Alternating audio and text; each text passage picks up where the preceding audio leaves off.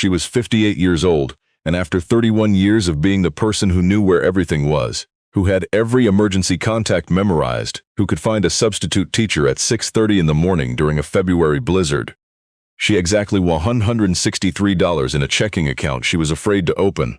No house, no savings. A 1998 Pontiac that burned oil and pulled hard to the left on the highway, and in the back seat, in a cardboard box her sister had helped her pack, a small brass letter opener on a chain that had belonged to her mother, worn down at the handle, where a palm had gripped it for 26 years. With $1 and a municipal transfer fee of $38, Audrey Vance became the legal owner of the former Creighton Junction post office, a two-room clapboard building at the end of a gravel road in the parkland country of central Saskatchewan, sitting on a half-lot surrounded by wolf willow and a leaning wire fence that hadn't kept anything out since the 90s. The roof had gone soft in two places. One window was boarded over. The Canada Post flag bracket above the door was rusted to the same gray-brown as the siding. Nobody knew. Not the municipality. Not the man who would drive 4 hours from Saskatoon to try to take it from her. That behind a locked wooden panel inside the old wicket room, unopened for nearly 3 decades, was something that would change what was left of her life. If stories about quiet people who find something worth fighting for mean something to you, take a moment to subscribe to Mighty Stories and tell us in the comments where in Canada you're watching from tonight. These stories travel further than we ever expect. Audrey's mother, Bea Vance, had carried the mail on rural Route 7 out of Creighton Junction for 26 years. She drove a station wagon with the seat adjusted all the way forward and a rubber band around the gearshift to remind herself which side of the road the boxes were on when the snow blew level, and everything looked the same. She knew every family on the route by their handwriting. She knew who was waiting for a check, who was dreading a letter, who hadn't come out to the box in 3 days and needed someone to check. She said a letter wasn't a piece of paper. A letter was proof that someone somewhere had sat down and thought about you long enough to write it out by hand, seal it, and trust the world to deliver it. She said the job wasn't driving. The job was making sure the trust wasn't broken. She died in the winter of 1993 on a Tuesday of a heart attack in the driveway, still in her Canada Post uniform, the mailbag only half unloaded. She was 61. She left behind a husband who followed her within 4 years, a daughter of 31, and almost nothing else, because a rural mail carrier's pension did not accumulate to much. The only thing of real value that came to Audrey was that small brass letter opener, worn down where her mother's palm had gripped it through decades of morning routes. Her mother had called it her instrument. She said every job needed one. Audrey put it on a chain the week her mother was buried. She was still wearing it 30 years later, and it tapped against her sternum when she walked, and she had come to think of it as her mother still out on the route, still making the rounds, still checking. She had married Glenn Vance in the spring of 1991, a quiet, thorough man who worked for a grain-handling firm out of Prince Albert, and who fixed things around the house without being asked and brought her tea on Sunday mornings before she was out of bed. She kept the school running, not in front of the classroom but behind every single thing that made the classroom possible, for 31 years. 31 years of knowing where the bus driver's emergency number was, of covering the office when the principal was away, of learning every child's allergy by September and every parent's worry by October. The kind of work that is absolutely essential and absolutely invisible. Glenn got sick in the autumn of 2019. Pancreatic cancer, stage 3. The 14 months that followed rearranged everything. Audrey thought she knew about endurance. She took leave and then unpaid leave and then stopped counting the days. She sat with him through the treatments and the reversals and the 3 weeks in palliative care, where the nurses knew her coffee order by the second visit. Glenn died on a Wednesday in January of 2021, and the particular cruelty of it, beyond the dying itself, was financial. The house carried a second mortgage she hadn't fully understood until a lawyer explained it. The medical bills had gone to collections, the savings, not much but something, had been spent a procedure at a time. When the estate was settled, Audrey's share of 31 years came to $4,200, a Pontiac that needed work, and the rental unit she'd already been in for 6 months above a hardware store in Melfort, where the radiator banged all night. By December she was doing the arithmetic that has no comfort in it, not what she could afford but what she could not do without. By the second week of January 2022, There was $163 in the account, and a cardboard box of her mother's things in the back seat, and no clear shape to the month after next. If you've ever done that particular arithmetic, where you're not counting what you have left but deciding what you can bear to lose, stay with us, because the part of this story that matters most is still ahead. She did not stop functioning. She had buried a mother and a husband, and learned that the body keeps going even when the mind goes quiet. That you can make tea and get dressed, and drive to the grocery store on a kind of muscle memory that grief installs without asking. But she was tired in a way that sleep did not reach, and on a January morning she pulled into the parking lot of a diner in Tisdale and went inside because the sign said coffee was $1.50 and she needed somewhere to sit. The woman behind the counter was named Sybil, somewhere past 70, short and solid, silver hair pinned back, with the practiced economy of a person who had been running that counter since before most of her customers were born. She poured Audrey's coffee without looking up. Then she set down a bowl of split-pea soup on the counter beside the cup and said, without meeting her eyes, "Cold morning. You look like you could use it," and walked away to attend to a table by the window that didn't appear to need attending to. Audrey looked at the soup. She looked at the back of Sybil's head.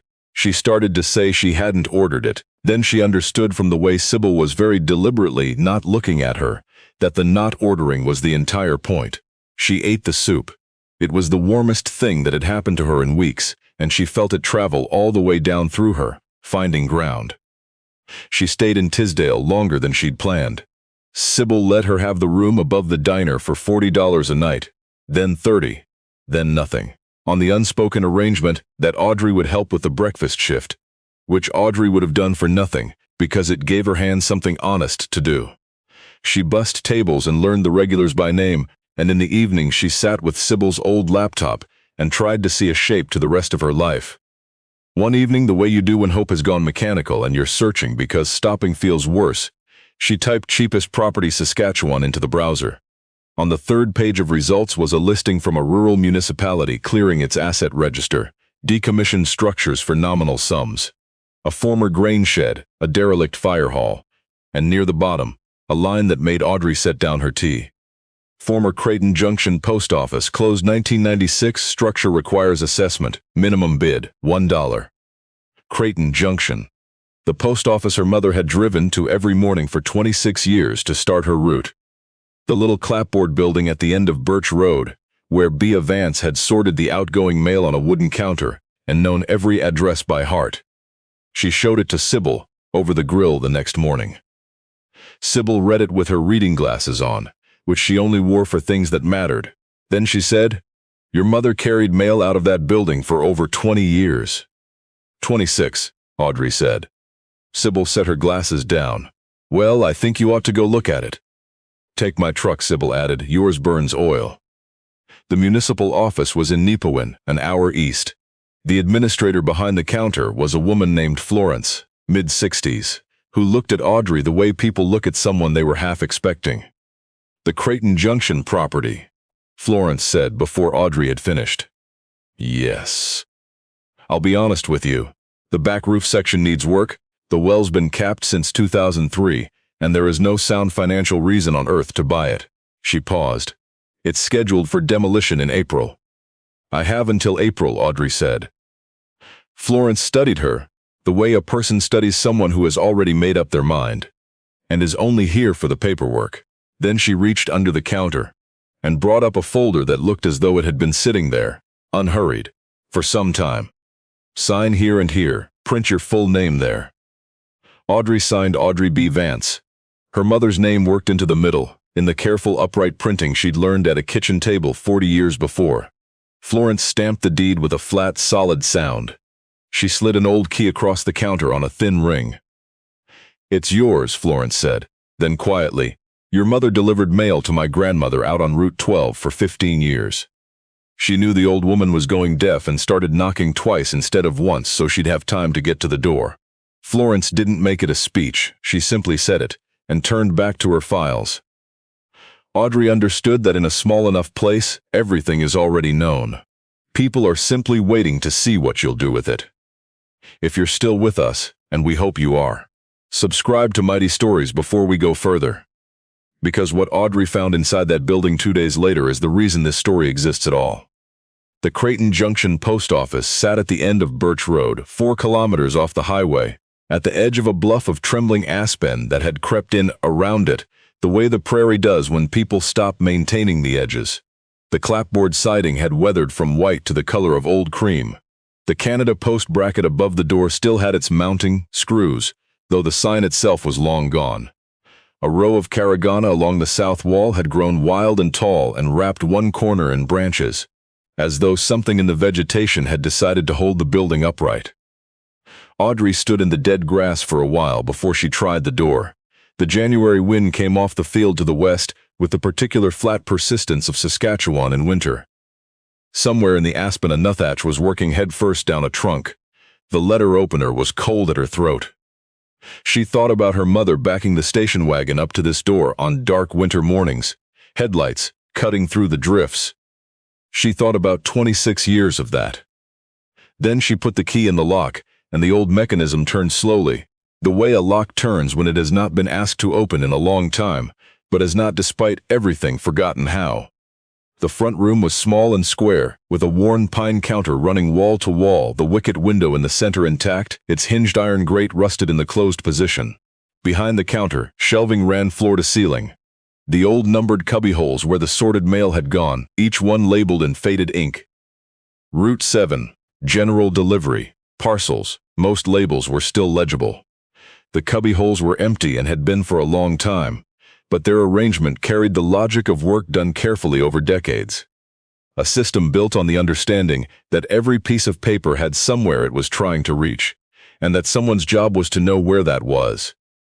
Along the back wall, a wooden table held an old percolator. The same one, she was almost certain, from the photograph her mother had kept on the kitchen windowsill. She walked the length of the counter. She put her hand on the back of the wooden chair behind the wicket. She lifted the grate, and it moved, slowly, protesting. She stepped behind the counter and stood in the place where the postmaster had stood for 32 years. She crouched to look along the bottom shelf, and that was when she saw it. The lower panel of the built-in shelving, directly beneath the Route 7 cubbyhole, was a slightly different color than the rest, not dramatically different. Just enough to suggest it had been finished separately at a different time. Along the bottom edge of that panel, almost flush with the floor, was a small brass lock the size of a coat button. She looked at the key ring. There was a second key on it, smaller, that she had not paid attention to. She knelt on the pine floor and fit the small key into the lock. It turned on the first try. The panel swung out on interior hinges, revealing a shallow compartment no deeper than a boot box, built neatly between the floor joists. Inside, resting on a square of oilcloth, were 4 things. A tin biscuit box with a hinged lid, a thick envelope, the paper browned at the edges, addressed in a precise hand, a bundle of perhaps 30 letters tied with kitchen twine, their stamps spanning 4 decades, and a small enameled Canada Post badge, red and white, bright as the day it was issued. Audrey sat back on her heels. Her hands were not quite steady. Inside the tin, in bundles held with rubber bands gone brittle, was money. Canadian bills, mostly 20s and 50s, some older hundreds. The savings of a woman who had earned a postmaster's wage for 32 years and a small federal pension after, and who had clearly preferred a tin box to any arrangement that required a signature and a manager's approval. Audrey counted slowly twice. On the floor of the old post office in the failing afternoon light, $47,200. Beneath the money, folded in brown paper, was a small black and white photograph. A young woman in a Canada Post uniform standing in front of this very building, the paint still white, grinning at the camera with her cap pushed back and one hand on the door frame. On the back, in the same precise hand, Edna Sproule, first day, June 1964. She opened the envelope. The letter was 3 pages of the same browned paper, written in ink that had faded but never blurred. To whoever opens this panel, my name is Edna Sproule, and I was the postmaster at Creighton Junction from June of 1964 until the day I locked this door in September of 1996. I am writing this in the spring of 1997, living now in the little house at the end of Betts Road that I have rented for 40 years, and I expect I will be in it until I am carried out. I do not know who you are or when you are reading this.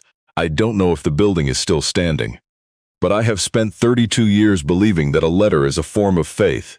Faith that the world will hold still long enough for your words to reach someone. And I could not close this chapter without sending one more. The money is real and it is yours. I have no children, and the only family I have left in Ontario has done well enough without me that I see no reason to change that arrangement. I would rather what I saved went to whoever is willing to sit in the place where I worked than to people who never once drove down Birch Road to see what I spent my life doing here. The bundled letters are another matter. They are letters I could not deliver, not because the addresses were wrong, but because by the time they arrived, there was no good way to give them. Some are notifications of deaths overseas. Some the families themselves asked me to hold because they could not face reading them alone and wanted someone to know where they were. I kept them because I could not destroy them and could not forward them, without knowing they would reach the right hands. They are someone's words, written in the faith that the world would hold still. That faith deserves better than a furnace. If you can find who they belong to, please try. The badge was the first thing Canada Post gave me that was mine. I wanted to stay in this building. I do not know what brought you down Birch Road. Maybe you came because you needed something to hold on to. Maybe you came because you had nowhere else to go. Either way, you came. And that is the thing about a post office. Its whole purpose is to be the place where things in transit finally arrive. It is patient. It knows that some deliveries take longer than they should. Whatever you do with this building, please do one thing. Keep it a place where people can leave word for each other. There is more need for that out here than anyone driving past would ever guess. I have known families on these routes who went 6 weeks without a letter and felt it the way you feel a power outage, in every room, all at once. Keep the wicket open. Whatever that means in your time, just keep it open. Edna Sproule, postmaster, Creighton Junction, April 14, 1997. Audrey read the letter twice. Then she folded it along its old soft creases and sat for a long time on the floor of the post office with the tin of money in her lap, and the badge bright in the failing light, and she did not cry. She had her mother's prairie economy with tears, and her mother's way of sitting inside a difficult feeling until it settled. But she said aloud, into the cold and the quiet and whatever else might still be listening in the place, where decades of other people's words had passed through. I hear you, Edna. I'll keep it open, I promise.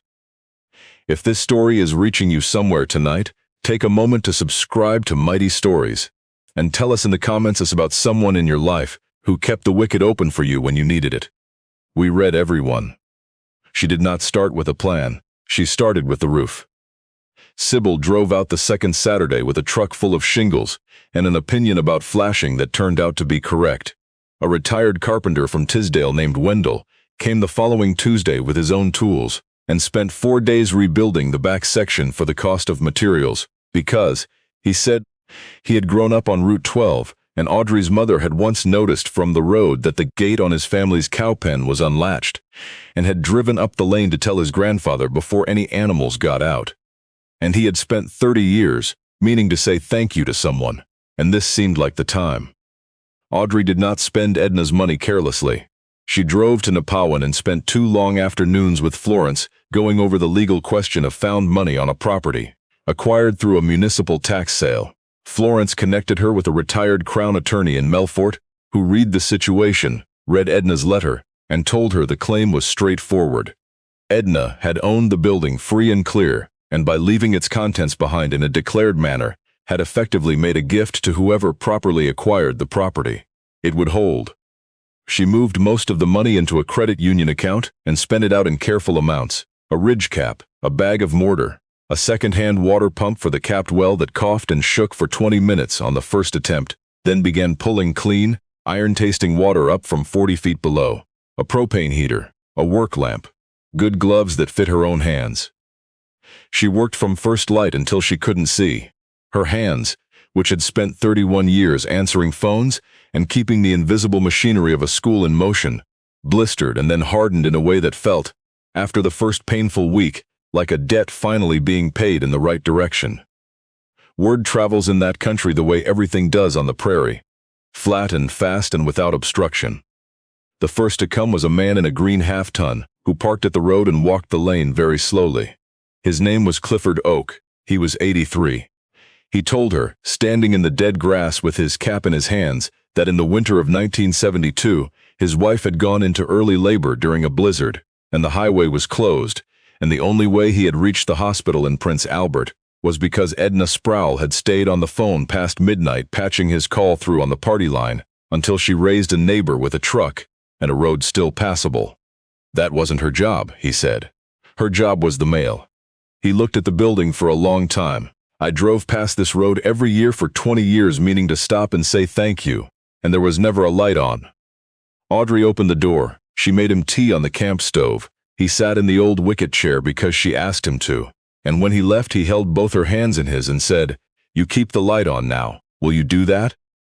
She said she would. After Clifford, they came steadily.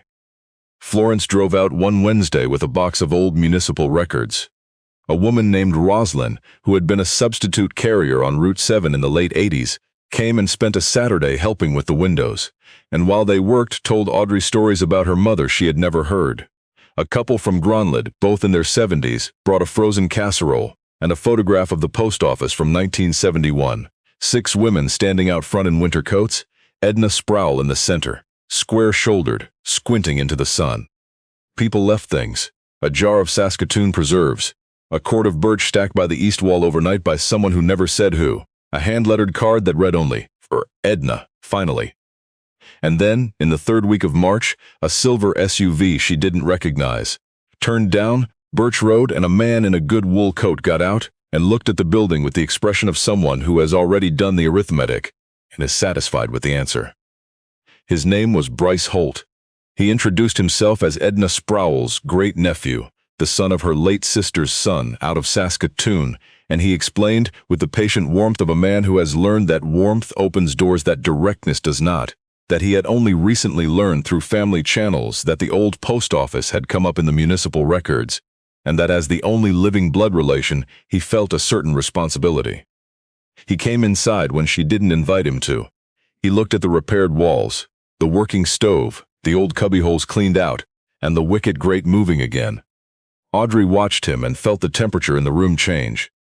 He said what men in good coats always say in these situations. He admired the restoration. He regretted having to be the one to bring difficult news. He explained that there appeared to be a problem with how the municipality had handled the transfer of a property that should, by rights, have passed to Edna's heirs. He had spoken with a lawyer. He was prepared to be reasonable, would reimburse Audrey's costs, take the building off her hands, save them both the expense of litigation that a woman in her situation would surely prefer to avoid. He did not say how he knew her situation. What he did not say, because he did not believe she could possibly know it, was the rest. A cellular company was quietly acquiring easements along the Highway 3 corridor for a new tower network, and the Creighton Junction post office lot had the elevation and right-of-way access to make it worth considerably more than any sentimental calculation. He had also heard, through whatever family channel had brought him this far, that the old postmaster had kept money in the building. He had driven 4 hours on those 2 facts combined. Audrey listened. Then she said, in a voice she kept as level as the fields outside, that she had purchased the property lawfully from the municipality and did not intend to sell it for any amount. He left smiling. He said his attorney would be in touch. The SUV went back up Birch Road, and Audrey stood in the lot watching it turn onto the highway and disappear, and she stood there a long time after that, with the letter opener cold at her throat, and thought about Edna Sproule sorting mail in this building for 32 years and not once waiting for someone to confirm the work was worth doing. Bryce Holt's lawyer sent 4 pages. The document used the word entitlement 4 times and was built, line by line, on a single assumption, that the woman reading it was too tired, too poor, and too alone to do anything but accept the check and go. They were not wrong about the tired or the poor. They were wrong about the alone. Audrey put the letter on Florence's desk in Nepewan. Florence read it once, took off her reading glasses, said something that surprised Audrey, and then said, "I have been the administrator of this municipality for 19 years, and I filed every page of that tax proceeding myself, and I would like nothing better than to bury this man in his own paperwork." What the record showed, spread across Florence's desk over 2 long afternoons, was this. Edna Sproule had not left the building to drift toward distant airs. in the spring of 1997. The same spring she had written the letter now in Audrey's coat pocket. Edna had filed with the municipality a witness declaration, stating that upon her death, the post office property should pass to her person or body would maintain it as a place of community service, and should not pass to any person related to her by blood, with whom she had, in her words, no meaningful contact in more than 20 years and no desire to begin. That declaration was on file. Florence had a certified copy. Furthermore, the municipal tax sale notice had been sent by registered mail in 2017 to all persons with a potential interest in the property, including, the records confirmed, one Bryce Holt of Saskatoon, delivery signed for by a member of his household on a Thursday in April, 3 full years before the redemption period expired. He had received the notice. He had signed for it and done nothing, because in 2017 an abandoned clapboard post office on a dead road in central Saskatchewan had been worth, to a man like Bryce Holt, exactly nothing. The redemption period expired in 2020. The municipality took clear title. The municipality transferred that title to Audrey for $1. Edna's own declaration, filed 41 years before the dispute, had already answered the question of whose claim was superior, in her most careful handwriting, and she had filed it with the very office Bryce Holt was now threatening to drag into court. Florence made certified copies of everything. Audrey drove to Prince Albert and met a legal clinic director named Tamsin, who read Edna's letter and did the entire matter for the cost of filing fees. They answered Bryce Holt's 4 pages with 9, attaching the certified mail receipt, the recorded declaration, the tax sale record, and the clean transfer deed. The response added, in a single measured sentence near the end, that should the matter proceed, the defendant intended to introduce into the public record the full text of Edna Sproule's personal declaration and her letter, along with community testimony regarding the decedent's clearly expressed wishes, and specifically her expressed intention to exclude her blood relations from any interest in the property. Bryce Holt did not fight. The claim was withdrawn in May with prejudice. The cellular company put its tower on a rise 11 kilometers east, on land belonging to a grain farmer who was glad of the lease income and who waved at Audrey from the highway every time he passed Birch Road. Bryce went back to Saskatoon having spent more on his lawyer's retainer than the redemption would ever have cost him, and came away with nothing, because he had spent his life confusing the price of things with their value, and he had run into a building whose worth could not be set down in any number. Defended by a woman who had learned the difference the hard way, and a municipality that had known it all along. His failure was not bad luck. It was a misreading he had been rehearsing his entire life. If this is landing somewhere in you tonight, stay with Mighty Stories. Because what Audrey did next with what Edna left her is the part we most wanted to tell you. She used a portion of the $47,200 to finish the building properly. A good wood stove, new glass in the boarded window, a propane generator for the lights, a telephone line run from the cooperative exchange 2 kilometers away, because Audrey had an idea that required a telephone. She called it the Creighton Junction Letter Exchange. She put the word out through Florence and Sybil and through the church bulletins of 3 municipalities. Anyone in the Parkland region who was old or isolated, or who had lost touch with someone and didn't know how to find them again, or who simply hadn't received a proper letter in so long they'd forgotten what one felt like. They could write to the exchange, or call, or come in on Tuesdays and Thursdays when Audrey would be there. She would help them write. She would address and send. She would receive letters on behalf of people without stable addresses, and for those who could not manage any of it. The eldest, the most housebound, she would call in the mornings, was the way her mother had driven the route, systematically, faithfully, with attention to who hadn't been heard from in a while. She kept Edna's bundle of undelivered letters. Over the following year, working with Florence and a genealogist in Prince Albert who donated her time, Audrey traced the recipients or their descendants for 21 of the 31 letters. She drove to 3 of those deliveries herself. One was a man of 86 who had sent a letter to his estranged father in 1971 and had never received the reply that had been sitting in Edna's drawer for 50 years, undeliverable because the return address had changed. It was not a warm reply. The father had been a difficult man, but the son read it 3 times and sat quietly for a long time, and then said that he had wondered his whole life, and that knowing was different from not knowing, even when the answer wasn't what you had hoped. Audrey wrote that down in a new ledger she had started. Not Edna's, but the same purpose, the same careful hand. People came to Birch Road the way people come to any place that asks nothing of them. A jar of honey left on the step, a bag of sunflower seeds from someone's garden, a framed photograph found at an estate sale, the mail carriers of rural Route 7, taken outside this very building in 1978, her mother in the second row, with her cap on straight and her hands at her sides.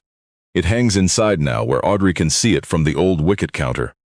By the second autumn there were 34 people on her Tuesday and Thursday call list, and Sybil had recruited 2 women from the Seniors Center in Tisdale to help with the calling, so that no one ever went unanswered. Which meant the thing Audrey had started alone, in an empty room, had quietly become something else. A web of voices stretched across 3 municipalities, rebuilt out of nothing but the willingness of a few people to pick up the phone. There was a woman named Doris, 81, on the western edge of the network, who had not had a visitor in 4 months when Audrey first called. Doris answered every call the same way. Still here, and nothing more for 11 months. Then one morning in early spring, the phone on the Doris rang and no one answered. Audrey called the RCMP detachment, and a constable drove the 37 kilometers out, and found Doris had passed in her sleep, peacefully in her own bed. At the small service that followed, a niece told Audrey that Doris had mentioned the phone calls to the woman who brought her groceries every second week. She had said the only reason she bothered getting up in the cold was that she knew someone was going to call at 9 o'clock and ask how she was doing. Audrey had thought she was making a courtesy call. She had been, without knowing it, the reason a woman chose to keep going. Which is, she understood exactly how her mother had driven Route 7 for 26 years. Exactly how Edna had sorted the mail and stayed on the party line past midnight and written a letter to someone she would never meet. Not because anyone was watching, not because anyone would say thank you, but because the line had to be kept open, and keeping it open was the work, and the work was worth doing in the dark. On a clear evening in October, 2 years after she had signed her mother's name into a municipal deed book with her last dollars, Bea Vance sat behind the old post office wicket and held 2 things. The small brass letter opener, worn smooth where Bea Vance's palm had gripped it through 26 years of morning routes, and Edna Sproule's enameled Canada Post badge, bright as the day it was made. She held them up in the last light from the window that now had real glass in it, and then, on an impulse she could not have explained to anyone, she pressed them together, edge to edge, the opener and the badge. 2 women, 1 building, 1 promise handed forward. She thought about her mother, who had known everyone on the route by their handwriting, and had driven the road in every kind of weather, because the trust had to be kept. She thought about Edna Sproule, who had stayed on a party line until midnight so a woman could reach the hospital, and who had sat down in 1997 to write a letter to a stranger she would never meet, because she believed that faith sent into the dark did not stop being faith just because you couldn't see who was on the other end. And she thought about Glenn, who had gone quietly and taken more of the floor than she had known was his to take. And she thought about the particular way loss can reroute a signal, how the call you were making to one life can sometimes be switched, without your knowing, to the line that was actually waiting to pick up. That is what an exchange does. It connects what is separated. It holds the line open when the original circuit has gone dark. It keeps the wicket in good repair and the letters sorted and the door unlocked on the days it said it would be. It keeps faith with the next person down the road, whose name it does not yet know, who is still coming. Edna Sproule had kept that faith for 32 years in a clapboard building at the end of Birch Road in central Saskatchewan. She had left the drawer locked and the money counted, and the badge bright and the letter written in her most careful hand. She had been waiting for Audrey Vance for 27 years without ever knowing her name.